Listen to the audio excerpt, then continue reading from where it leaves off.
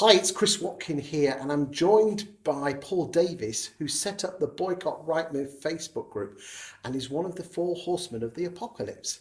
Thank you for joining me today, Paul. Nice to see you. I'd like to ask you a question about the four of you coming together in your own separate groups, but from your point of view, about the Boycott Rightmove campaign during lockdown of the spring and summer of 2020. Talk to me.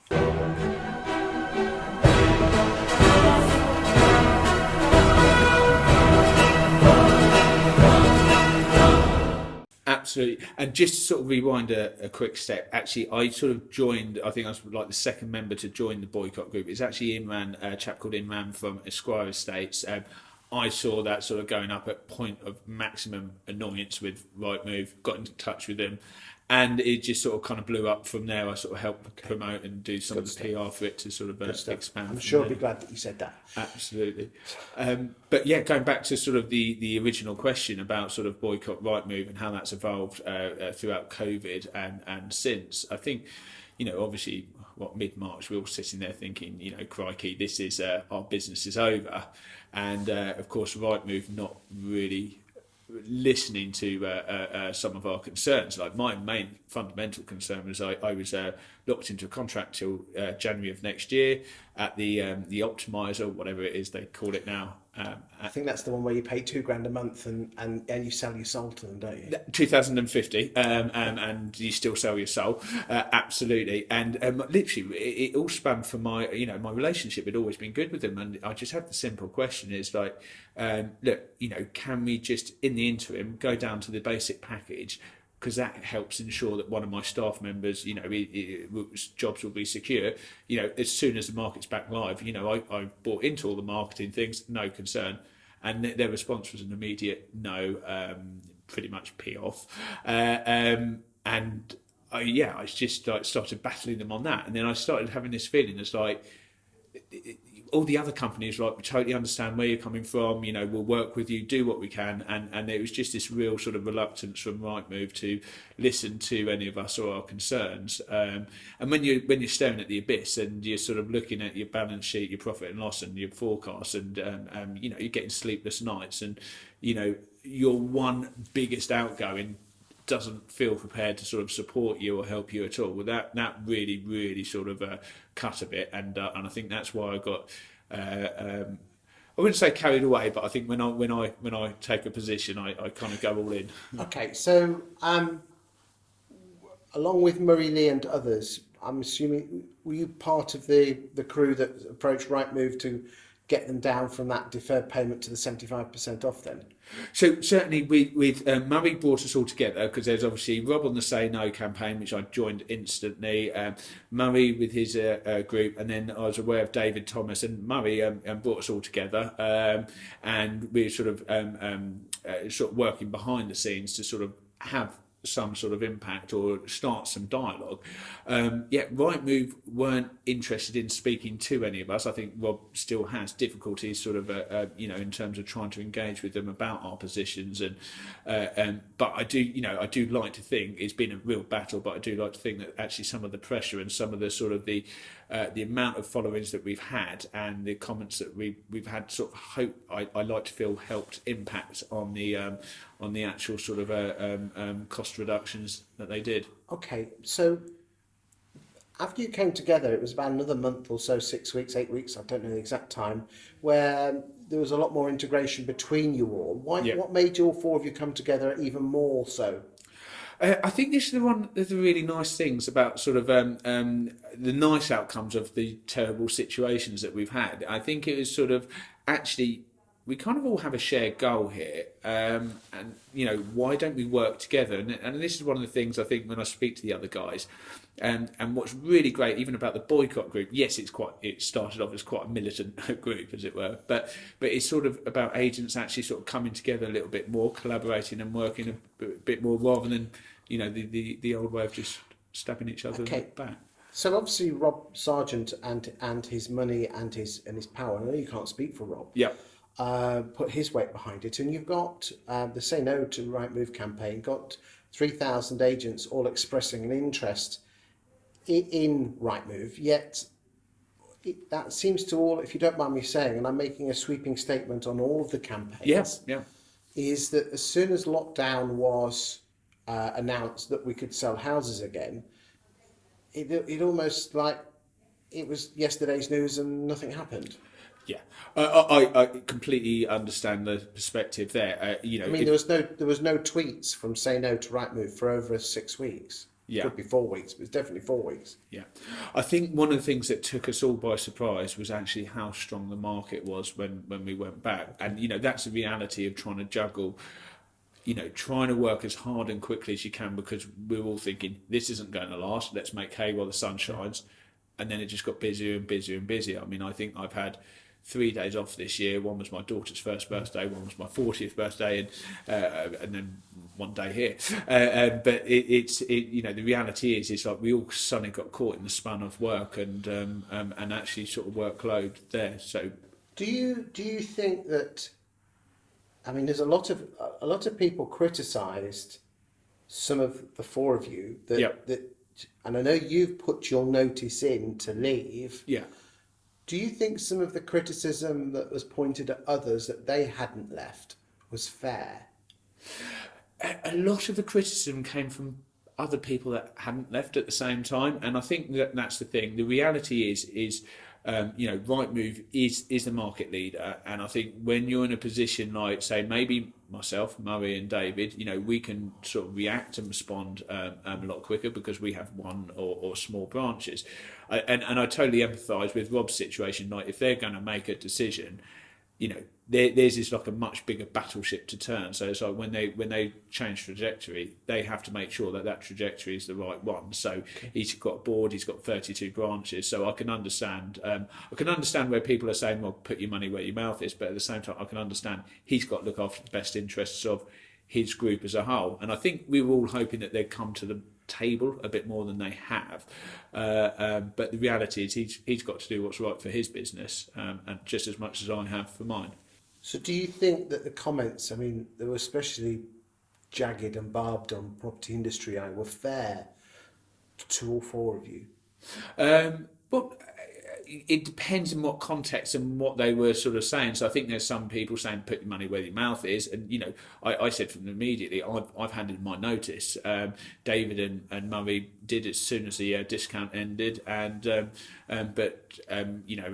terms of being generalist about the comments, I'm not sure. Do you think other agents were hoping for someone else to take the fall, and then they just roll in afterwards once the battle's been won and take all the glory?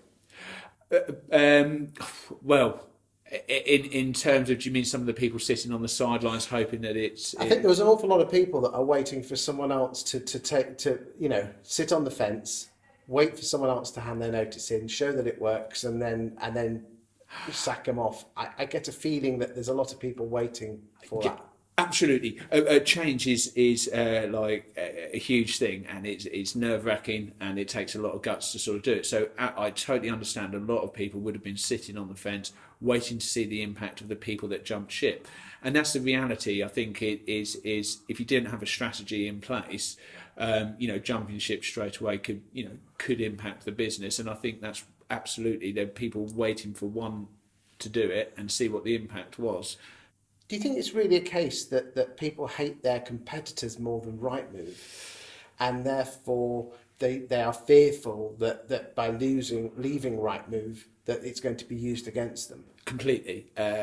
This is one of the amazing things I find about the industry, and sort of worked in a few different industries, and I've never sort of seen this level of sort of antagonism or kicking the other agent while they're down sort of mentality, and it's just amazing to me from my background. And I think that's exactly that a lot of people are worried that actually, what are my competitors going to do? So, there's some great agents in my local town that I communicate with, and, we were talking about sort of, what they were going to do. And all of them, without fail, that I spoke to had that saying, do you know what, we totally agree with you, but did anyone want to do anything about it? No, and that's because they, be like, well, we know him down the road, or he will just totally jump all over it and, aggressively target our properties. And it was that fear. What are you going to do You put your money where your mouth is. What are you going to do? So there's a few things that we've done. So we've invested in sort of some of the newer portals coming up. They're not going to replace Rightmove right now. So I have to keep an eye and make sure that I'm doing right for what's right for my business. But one of the key things that I've done is invested heavily in social media marketing campaigns, and it's real sort of targeted marketing and retargeted as well. It's the chap that we've had sort of come along and do this for us since we've employed him. Our web traffic's gone up fivefold, and it is helping us get properties sold before it's going to the portals. Okay, so there's two different types of social media marketing. I know we're going to go in and talk about it in a separate video, which will be on the playlist. But is this, a lot of people see Rightmove and the portals as two things. One is to sell the houses and let them, and the other one is to get them vendor leads. Are you specifically talking about getting the property sold? Correct. Yeah. Okay, so let's roll the clock to next April, May. Yep. You're sat in your office. You're on the sofa in Horsham as you are now. Yep. And Mrs. Miggins says that Bob Smith down the road says you're not on Rightmove, and he says that you have to be on Rightmove. What are you going to say to ensure that you don't lose out? I'd also ask what Mr. Smith is also going to do to sell her property, and explain exactly what I'm going to do to sell her property, and sort of how I feel that sort of my strategies and activity would ensure that we get her sold. What else is he going to do? And I think that's the thing is Rightmove has become, and the analogy is sort of everybody's best employee, and to me it has led to lazy estate agency. I mean, a good estate agent is going and creating demand for their properties, speaking to their old buyers and sellers, speaking to their contacts or their sellers, and introducing properties to them. So a good agent, you do need these portals or other advertising mediums, but it should be a set of sort of marketing channels. And I think this is the problem. We've put too much reliance on the portals, but in particular, we've allowed one company to completely dominate the industry. I mean, we changing our sort of our business plans based on that, that entity, which is just a completely unsustainable position for small independents. Okay, so this person that you've taken on, who basically is saving you going to save you £2,000 a month, is it just a case of just hitting the boost button and off you go? Or is it a lot cleverer than that? With the social media marketing campaign, well, we know, and a good agent should know who's going to buy that property. So what they're going to look like: age, family makeup, location, income, and habits. And so feed that into the social media marketing campaign. So we know the likely buyers. Like, you go and target them. So it's not a case of just hit the button. It's working with making sure that social media marketing company is part of your business. So really, what you probably, if you're not doing this already, is that you should probably hang fire putting the property onto Rightmove first. Yes. Absolutely. So this is one of the things that we're doing is, and I think we as agents, we need to try and drive customers back to coming to asking us for our stock. So so absolutely, what we'll do is the day launch, we'll ring out on our properties, speak to our current sellers and buyers, do some social media targeted marketing. And are you getting great results from that? Yeah. Absolutely. So would it be fair to say that your plan is, because you haven't left Rightmove, but any agent watching this, is there's no point in leaving Rightmove unless you have a plan? Absolutely. And your plan is to use clever, targeted social media marketing. You're not putting the property onto Rightmove for a period of time, which therefore allows you to prove concept to vendors that this property sold without Rightmove and got a better price than Mrs. Miggins, that Mr. Blogs down the road. Yeah. So when you do go in the new year, you can say, well, here's your proof. Every other agent is doing this. We have done this. Yeah. And look, and the person got it in 20 days quicker and 10 grand more. Yeah. Is that your plan? Yeah, exactly that. If you can't evidence what you're doing, then you've got nothing credible. And this is where instantly, and when this happened, I did sort of build this. It was to challenge Rightmove, my own personal sort of challenge to build this sort of model to help me sell properties. And the whole time we're analysing the data and exactly that. So when it comes to next year, we can go, look, this is why we're doing this. as opposed to this. And, being quite blunt, if it doesn't produce the results on social media that we want, then, we have to review the situation. We'd be stupid not to. It'd be irresponsible for our sellers. But what we're having so much far is, our market share is increasing, our fees have gone up, our time to sell sped up. Of course, that is for the market in general, but I think it's been turbocharged. And a huge tip for you out there in boys and girls in estate agency land is tell stories. It's so important to tell stories of what you're doing.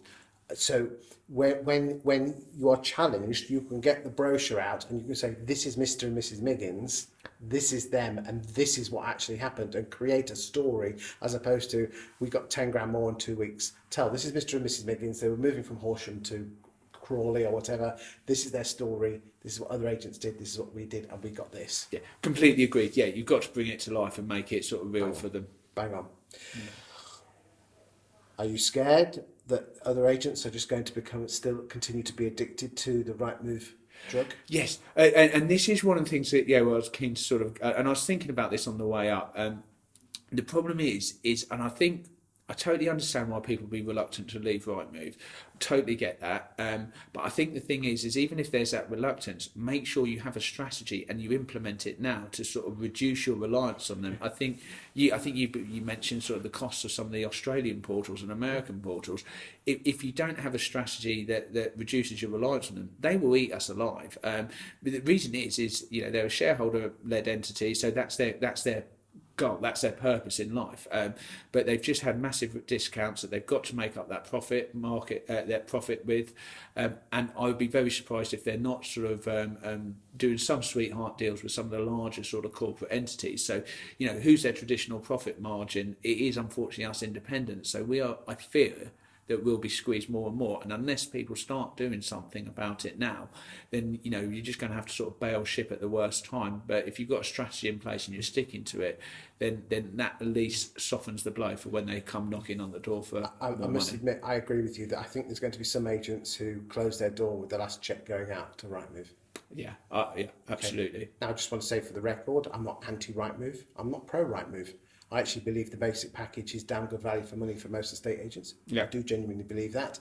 But there are alternatives. You don't need any of the portals. If you were really clever, you can get vendor leads in so easy using different other types of marketing, content marketing to attract vendors and landlords, and selling houses again using the power of social media and good old-fashioned hot boxes and things like that. Yeah. And I think you're absolutely right. I think we have become addicted to the plug-and-play estate agency that the CRMs and the portals have done. And if we are not careful, we cannot explain our value as estate agents from just being put it on Rightmove and let Rightmove and other portals become our best member of staff. Then we don't deserve to A, be successful, or B, survive.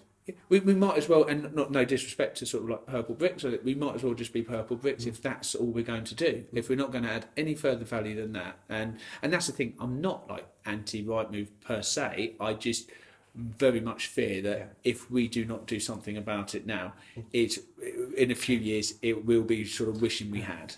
I just want to say thank you for your time today, Paul. And thank you for watching, and I hope you've got some benefit from it. And I'm sure Paul is available on LinkedIn, so I'm sure if someone's got any questions or concerns, they can send you a message. Is that okay? Absolutely. Thanks, Chris. Thank you very much.